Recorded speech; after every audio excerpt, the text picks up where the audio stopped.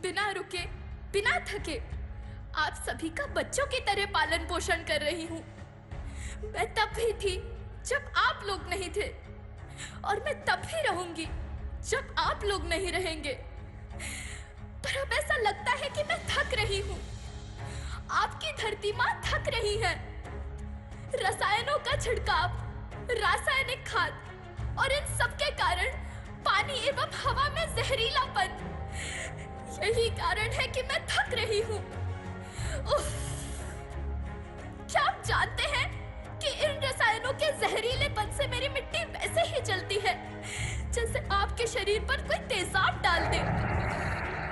लगता है मेरे बच्चों को मेरे दुख का अंदाजा नहीं है। मेरी मिट्टी बंजर हो रही है।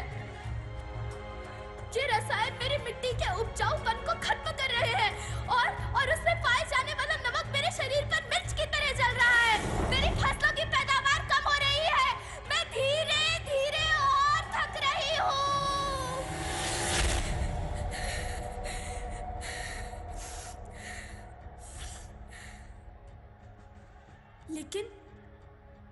लेकिन अब मुझे याद आता है कि पहले मैं बहुत सुंदर थी, बहुत प्रसन्न थी, हमेशा हंसती थी। मुझे अब भी याद है।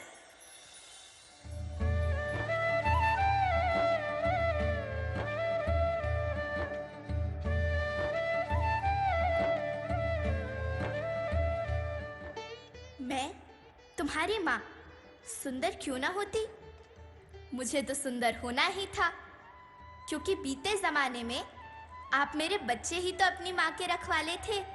आप लोग प्राकृतिक खेती करते थे, और फिर हमारी सभ्यता में तो प्रार्थना भी धरती कल्याण की है। ओम द्यौ शांति, अंतरिक्षः शांति, पृथ्वी शांति, ओषधयः शांति, वनस्पतयः शांति। ओम शांति शांति शांति।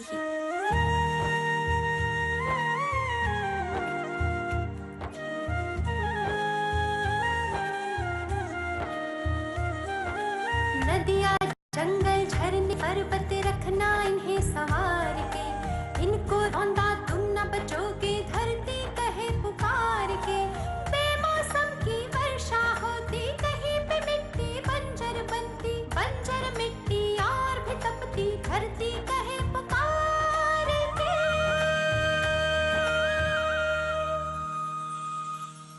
हजारों साल से मनुष्य धरती की गोद में रहता आया है, लेकिन आज मैं आपसे पूछती हूँ कि आपने इसके बदले धरती माँ को क्या दिया?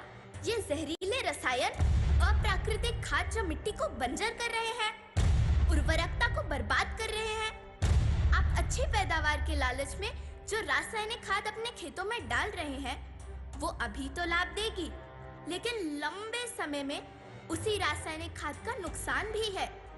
रासायनिक खाद जहर समान है, और तो और फसलों में पानी की खपत भी बढ़ गई है, जिससे खेती की लागत बढ़ रही है और पानी का स्तर जमीन के काफी नीचे जा रहा है।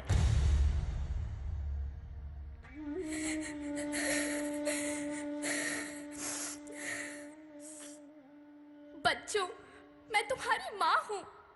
मैंने तुम्हें सुख से जीने के लिए पर्याप्त संसाधन दिए हैं, पर तुम्हारे लालच की पूर्ति के लिए नहीं दिए।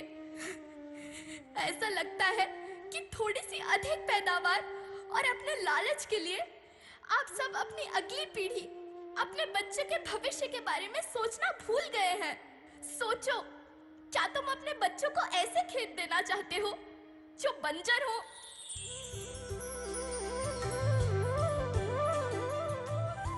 अरे तुम तो विंध्य की बेटी हो, मध्य प्रदेश की बेटी हो, भारत की बेटी हो।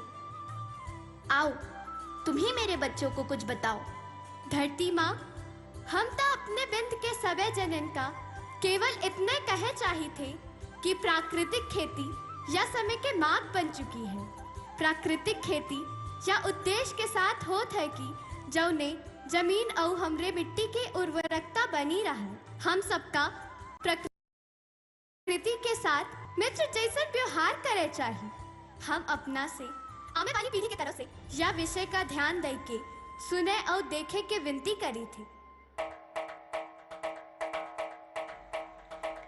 अभी न संभले मेरे बच्चे तो फिर तुम पछताओगे। नेचुरल फार्मिंग न हुई तो हाथ धरे रह जाओगे। माँ का शोषण कौन है करता, कौन है मिट्टी जहर से भरता। जब से जैविक खाद को छोड़ा, खुशहाली से नाता तोड़ा। अभी न संभले मेरे बच्चे तो फिर तुम पछताओगे, तो फिर तुम पछताओगे। लेकिन धरती माँ, आपको सुरक्षित और प्रसन्न रखने का उपाय क्या है? एक ही उपाय है, धरती एक, परिवार एक, भविष्य एक। इस मूल मंत्र को आत्मसात कर लो। प्राकृतिक संसाधन को बचाओ, प्राकृतिक खेती को अपनाओ और परंपरागत देसी पद्धति से जैसे गो आधारित उत्पाद, जीवामृत, बीजामृत, पंचगव्य, गोमूत्र, छाछ का उपयोग करो ताकि मिट्टी की उत्पादकता बनी रहे। याद रखना, मैं माटी हूँ।